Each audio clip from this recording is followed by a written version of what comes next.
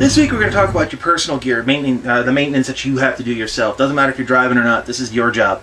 The reason you want to do this now is we're about a month out from the event, and this is about the time where we can, if you need something to get replaced, you need something to get fixed, now you can do it, and there's not going to be any pressure of, oh, is it going to get here in time?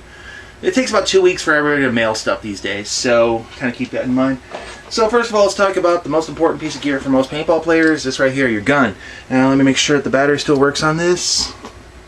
Alright, it still works, that's good. Now, I did not clean this thing properly back in October, so there's some residue in it. I know. And also, I had a lot of fun getting some paint off the bolt. Oops. Also, there's some paint in my barrel too, so I'm just going to soak it in hot water, and that should fix the problem. Emphasis in the word should. But this isn't the only piece of gear that you want to start looking at. You also want to look at stuff like this. Squeegees, barrel socks, things like that. You want to make sure there's no holes in it. You want to make sure the elastic is still good. Reason is that this is all stuff that it's good to find out now that you need to replace it rather than at the field, because the event might not even have it. A lot of the bigger events will have parts, but some of them won't. So now's a good time to do that. And actually, what I advocate doing is go out and go play. Go to a local indoor field and actually go play. You can go like just shoot the gun just to make sure it works. That's fine. But you really want to make sure that it's going to work for you under game conditions, because nothing like playing will remind you about all the things that you wanted to replace and fix. Years of experience on that one.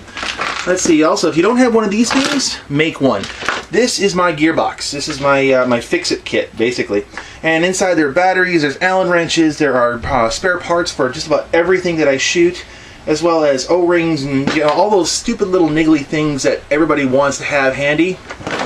Got it in one of these things. So go to your local hardware store or sporting goods store, go get yourself a tackle box, make one of these things. It's one of the most valuable things you can make. Now, other things like your soft goods gear, this is also what you also have to maintain. So we're going to talk about this stuff right here. Now, this is one of my older packs, but you'll notice that the Velcro is nice and strong. It's not all worn out and stuff like that. It's going to be working just fine when I get out to the field, and also it still fits, which is an important thing for big fat guys like myself. Hey, at least I admit it. Also, find your pods. Make sure there's no cracks in them. Sounds dumb, but that can really ruin your day. Goggles. If you're going to be working with goggles, you want to make sure the lenses are in good condition. Or if you can't remember the last time you replaced your lenses, now might be a good time to replace your lenses. Make sure that everything is in working order, everything's still attached. In this case, one of the foam pads on the hard earpieces, that's starting to come off a little bit, so I'm going to have to glue that thing back down or replace it. Probably end up gluing it back down. So you want to make sure your goggles are in good condition now. Again, for much the same reason, if you need to order a part, you can do that. Let's see, clothing. Like jerseys and such. Now, if you're going to play a woods ball in a jersey, well, we'll cover that when I get to the speedball or woods ball for speedball players, but we'll get to that. But you kind of want to look at the jerseys, make sure there's no holes, make sure that it's in it's in good condition. You want to make sure that the seams don't have any holes in it. You want to make sure there's no rips or tears. You want to basically make sure it's good. You'll be a very happy guy if you can do that.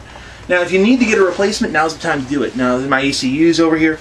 I ordered these and I had these within a week. It's amazing. You can go to a bunch of online places and do that. And that also included the name tapes, which you can get custom made, which are nice. But once again, if you're going to order it, now's the time to do that, just to make sure that you have it. And also you can get all the accessories if you want to do patches and such like that. Now's a good time to do that. And while I'm thinking about it, check your cleats.